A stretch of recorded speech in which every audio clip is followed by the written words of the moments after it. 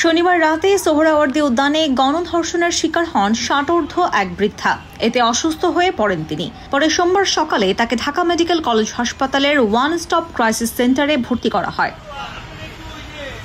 কয়েক দফা তাকে ধর্ষণ করেছে বলে চেতনা ফেরার পর অভিযোগ করেন ওই বৃদ্ধা নারী। পুলিশ জানায়, ভুক্তভোগী ওই নারীর সঙ্গে কথা বলে জানা গেছে তার বাড়ি নারায়ণগঞ্জের ফতুল্লায়। পরিচিত এক নারীর সঙ্গে গত শুক্রবার ভিক্ষাবৃত্তির উদ্দেশ্যে তিনি ঢাকায় আসেন। গত কয়েকদিন ওই নারীর স্বজনদের খোঁজ পাওয়া যাচ্ছিল না। তবে ১২ সেপ্টেম্বর চিকিৎসা শেষে সুস্থ হয়ে হাসপাতাল ছেড়েছেন তিনি। কিন্তু ওই নারীর দেওয়া ঠিকানায় যোগাযোগ করা হলে সেই স্থানে তার স্বজনদের খোঁজ পাওয়া যায়নি। পরে তাকে বৃদ্ধাশ্রমে নেওয়া হয়েছে বলে জানিয়েছেন হাসপাতাল কর্তৃপক্ষ। এটা ছুটি হয়ে গেছে, কিন্তু এটা আপনার কালকে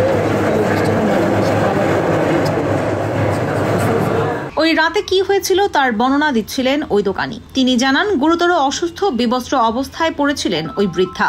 ওই নারীকে ধর্ষণের পর কে বা কারা সোহরাওয়ার্দীর গেটে ফেলে রেখে যায় তা বলতে পারেননি। এই বিষয়ে আমরা কিছুই জানি না। আমরা বাসাতে 11টা বাজে আসছি, আইসা দেখি মহিলা এখানে পড়ে রয়েছে। আমরা তো খাবার টাবার দিলাম, রুটি কলা পানি নিয়ে খাওয়াইছি। মহিলার কাপড় উলঙ্গ ছিল, কাপড় টাবার ঠিক করে দিছি। জায়গাটিতে সন্ধ্যা হলে বেড়ে যায় মাদকাসক্তদের আনাগোনা। ঘটনাস্থলটি অনেকটাই নির্জন হওয়ায় বিভিন্ন অপরাধ সংঘটিত হয় এখানে। আশা হাসান, বাংলা এডিশন।